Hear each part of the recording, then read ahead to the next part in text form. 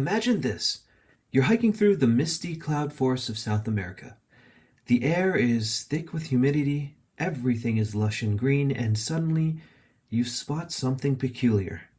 It seems like you've come across a strange type of flower, but as you inspect it closer, you notice it's sporting an eerie-looking face, complete with its own set of eyes, a nose, and a mouth.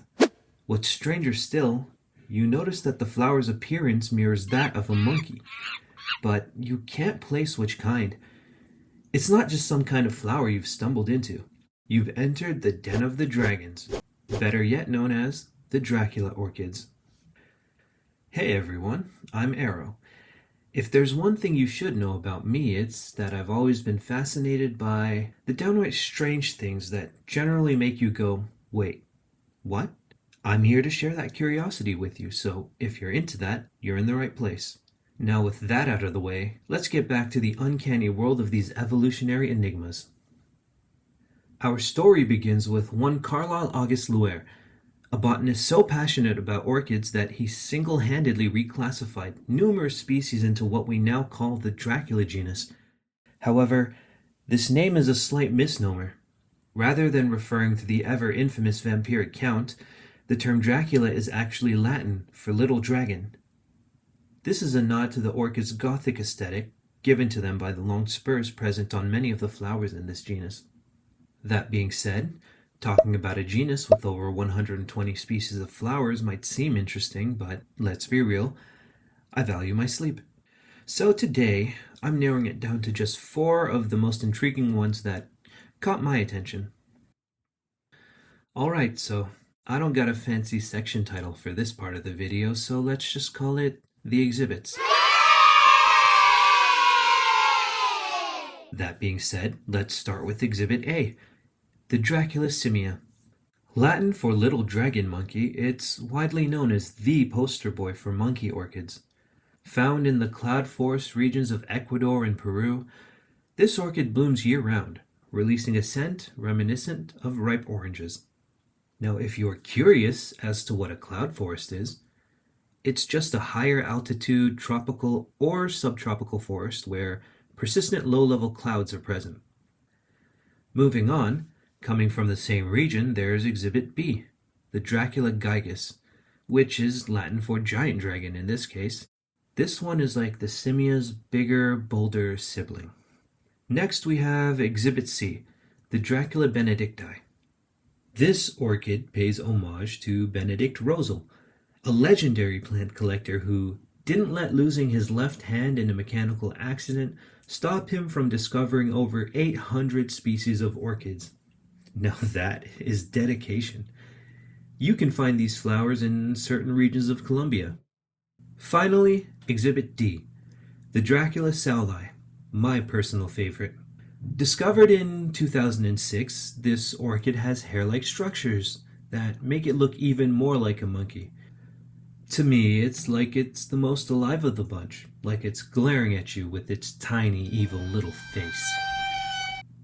These plants are extraordinary, but here's the thing. Those monkey faces. Total evolutionary coincidence. Our brains tend to see faces because it experiences a phenomenon called pareidolia, where we find and associate patterns in random objects to other things we deem familiar. In this case, a monkey's visage. This peculiarity is something present in all of these cases. So now that we know that these flowers are not out here trying to look like monkeys or dragons, on purpose anyway, what are they doing? The truth is way weirder. They're actually chemically impersonating fungi. These orchids give off a fungal scent that's irresistible to their target audience. Fungal gnats. These gnats think they're hitting the decomposing jackpot, but really, they're just the means for the orchid's pollination. It's evolution being sneaky and brilliant, as always. Oh, and get this. Dracula orchids don't grow in the dirt like most plants. They're epiphytic, meaning they live on other plants, generally trees. However, they're not freeloading parasites or anything. They get their moisture and nutrients from the air, rain, and organic matter around them. For them, it's like living in the ultimate treehouse. Alright, here's where I could have wrapped up everything, but I figured why not have a little fun? While we know these orchids aren't intentionally mimicking monkeys, it got me wondering if they were inspired by primates, which species would they resemble the most? Let's play Matchmaker. For the simia, I'd have to settle on the white-faced sake monkey. I mean, look at it. They both have dark colors surrounding a strikingly pale, almost mask-like face. The resemblance is uncanny. For the gigas, it took me a while, but I had to choose the Hamadryas baboon, solely because the long snout is pretty much a perfect fit. For the benedictii, it's gotta be the bald-headed wakari monkey. I mean, need I say more? They're the same picture. And lastly, for the saulii, the Yunnan snub-nosed monkey is hands down the choice for me. The resemblance is almost unsettling. Just look at the facial structure, even down to its narrow eyes and thick lips. The saulii even has hair-like structures that mimic fur. It's a near-perfect comparison.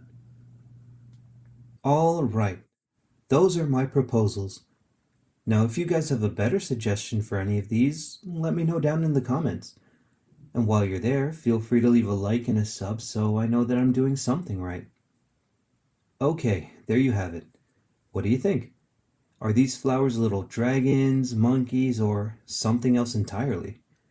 Be sure to let me know your thoughts below. If you made it this far, thank you for tuning into my very first video.